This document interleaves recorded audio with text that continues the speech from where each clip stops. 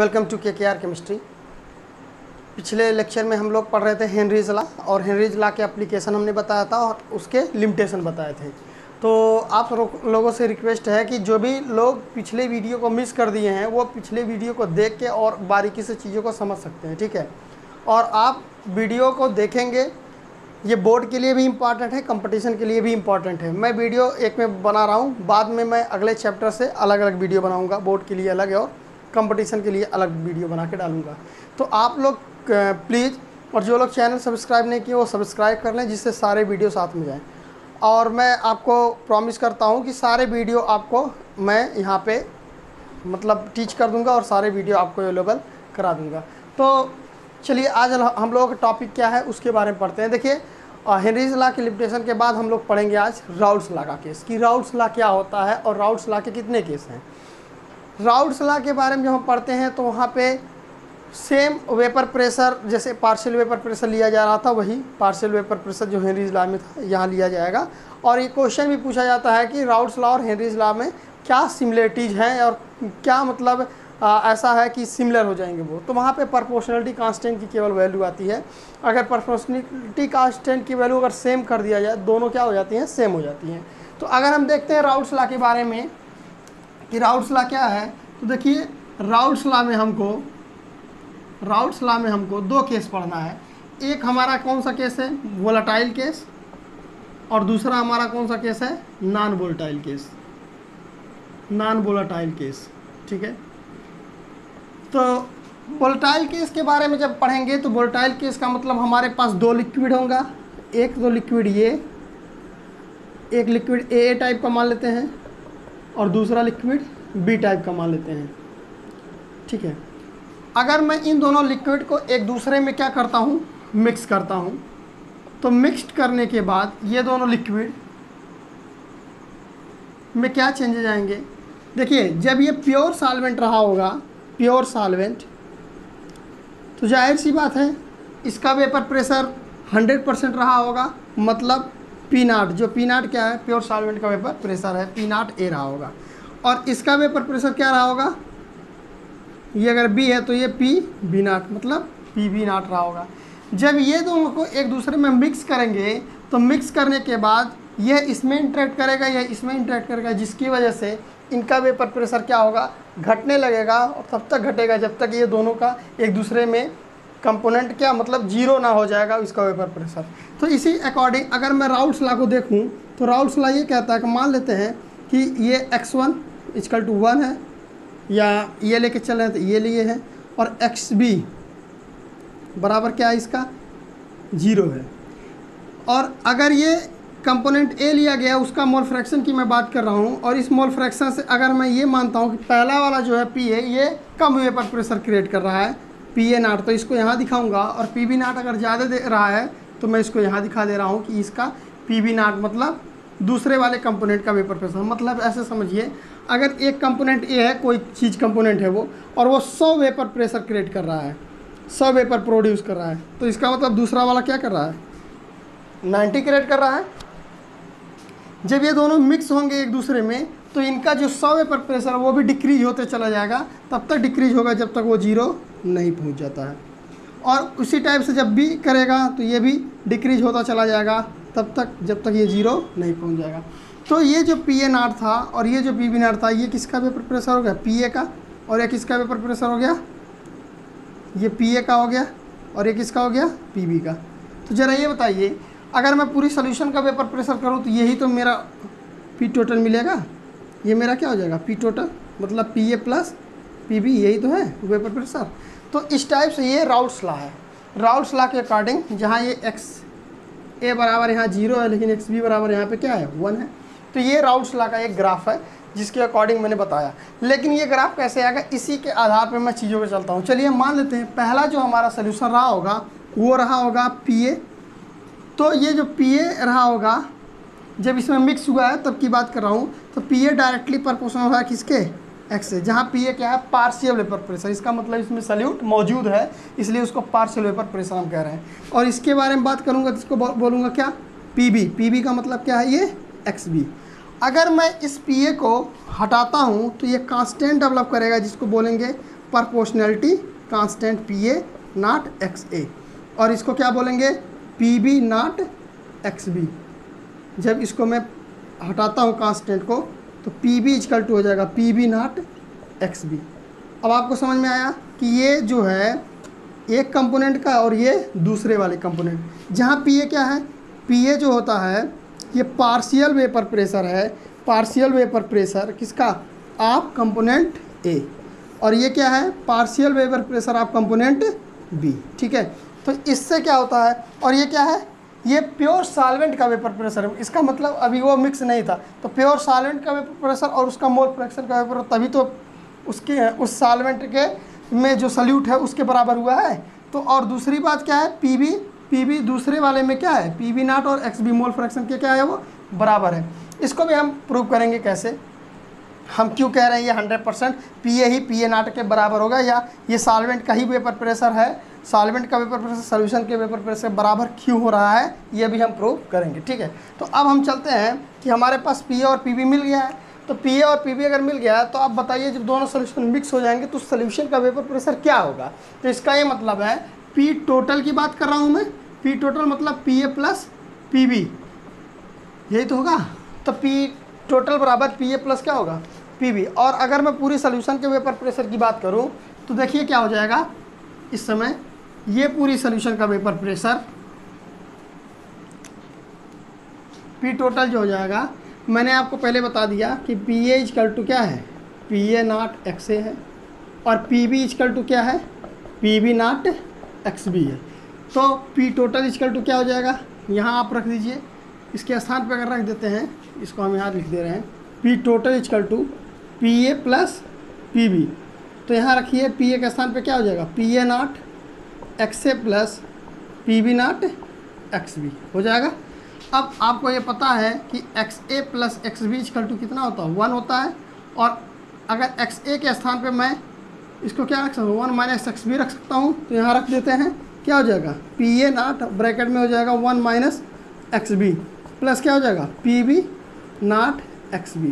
तो ज़रा ध्यान दीजिए, अगर मैं पूरा पी टोटल सोल्यूशन की बात करता हूँ तो पी टोटल सोल्यूशन में P A naught minus P A not X B plus P B not X B हो जाएगा। ठीक है, ये हो जाएगा, या मैं लिख सकता हूँ इसको क्या, पी ए नॉट प्लस, अब इसको हाइयर वैल्यू ले लेते हैं, P B not X B. ठीक है, कॉमन कर लेंगे एक्स बी को, तो क्या हो जाएगा, पी बी नॉट माइनस क्या हो जाएगा यहाँ पे, पी ए नॉट, और ब्रैकेट में क्या हो जाएगा, एक्स बी, जहाँ ये क्या पूरा सोल्यूशन का या पूरा टोटल वेपर प्रेशर आ गया।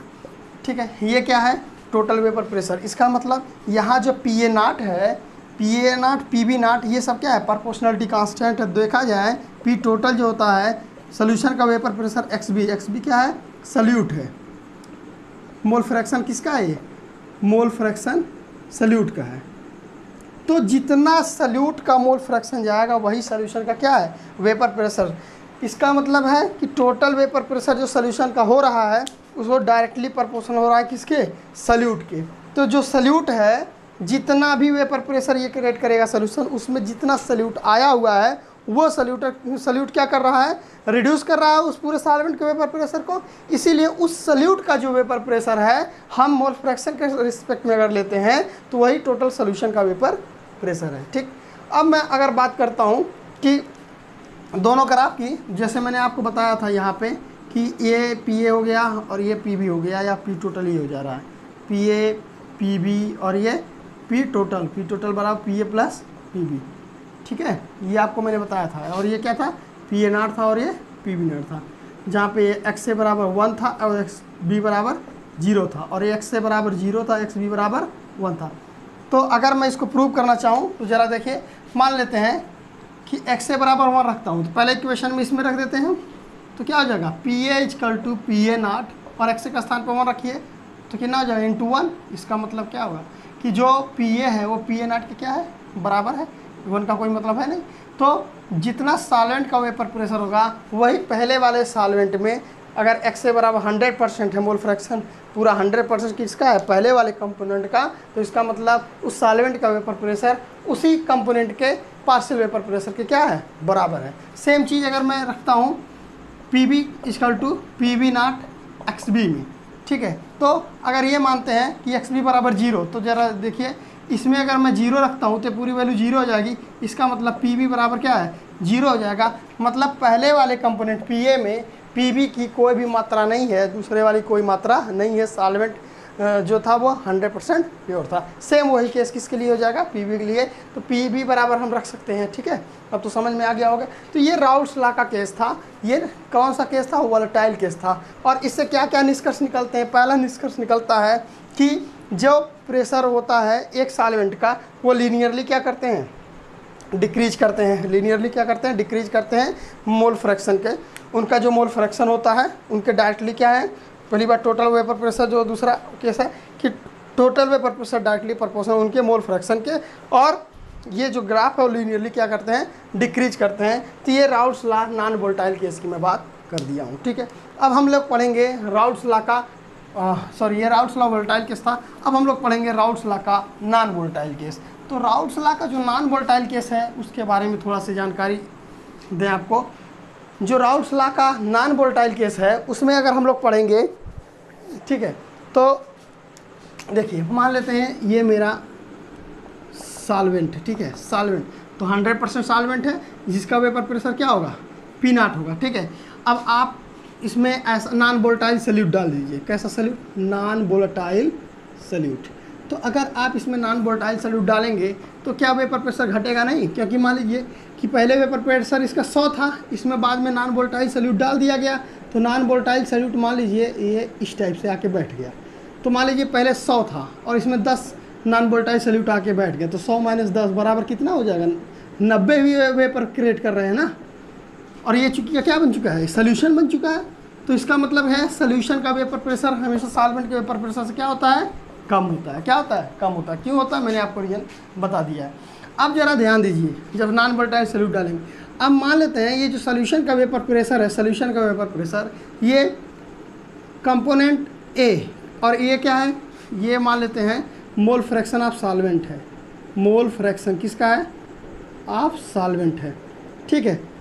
अब मान लेते हैं पूरी सोल्यूशन का vapour pressure mole fraction of solvent के बराबर है। तो अगर मैं इसको हटाता हूँ तो एक कांस्टेंट डेवलप करता है, क्या आएगा, पी नॉट एक्स है। इसका ये मतलब है कि ये जो पी नॉट था, ये पी नॉट क्या है, ये वेपर प्रेशर आप क्या है, प्योर सॉल्वेंट है। ये वेपर प्रेशर क्या है भाई, प्योर सॉल्वेंट। तो ये पूरा प्योर सॉल्वेंट का वेपर प्रेशर है। तो मैं ये कह सकता हूँ कि जो सोल्यूशन का वेपर प्रेशर होता है, vapour pressure of pure solvent और उसके मोल फ्रैक्शन के क्या है, बराबर होता है। और अब मैं क्या करता हूँ, इसको P S by P not कर देता हूँ, इधर इसको एक्स ए कर देता हूँ। अगर इनको मैं 1 से दोनों साइड सब्सट्रैक्ट कर दूँ तो क्या होगा, 1 - पी एस अपॉन क्या हो जाएगा, पी नॉट इक्वल टू 1 - क्या हो जाएगा, एक्स ए। आपको पता होगा कि X B equal to 1 - X A होता है, मैंने पहले भी पिछले वाले में बता दिया है। तो बताइए यहाँ पे क्या होगा, पहले तो यहाँ देखें, P naught minus P S divide by क्या हो जाएगा, P naught is equal to ये क्या हो जाएगा, x2 हो जाएगा। ये बात समझ में आ रही है। अब ज़रा ध्यान दीजिए, ये जो P naught minus P S था, ये रियल में है क्या, ये लोअरिंग इन वेपर प्रेशर है। ये क्या है, लोअरिंग इन वेपर प्रेशर। ये क्या है, लोअरिंग इन वेपर प्रेशर है, ठीक। और अगर मैं इन पूरी वैल्यू की बात करूं तो ये रियल में है relative lowering in vapour pressure. ये relative lowering in vapour pressure है और ये किसके बराबर है, x2 के। आपको बता दूं, यही कोलिगेटिव प्रॉपर्टी, पहला कोलिगेटिव प्रॉपर्टी जो हम लोग पढ़ेंगे उसमें मैं यही बताने वाला था और इसको हम नॉन वोलेटाइल केस में ही बता दिए, इसलिए एक कोलिगेटिव प्रॉपर्टीज भी समाप्त हो गए, ठीक। तो हमारा इक्वेशन आ गया P naught minus P S upon P naught equal to x2। इसको थोड़ा से आगे बढ़ाते हैं। इसको थोड़ा से आगे बढ़ाने का ये मतलब है कि अगर मैं इसको आगे लेके चलूँ तो लिखूँगा P naught minus P S upon P naught equal to x2 को क्या लिख सकता हूँ, n2 अपॉन n1 प्लस क्या लिख सकता हूँ, n2 लिख सकता हूँ आराम से, इसमें कोई दुविधा नहीं। अब मैं कह रहा हूँ if solution is very dilute, solution is very dilute, dilute condition है, डाइल्यूट बहुत ज़्यादा डाइल्यूट है।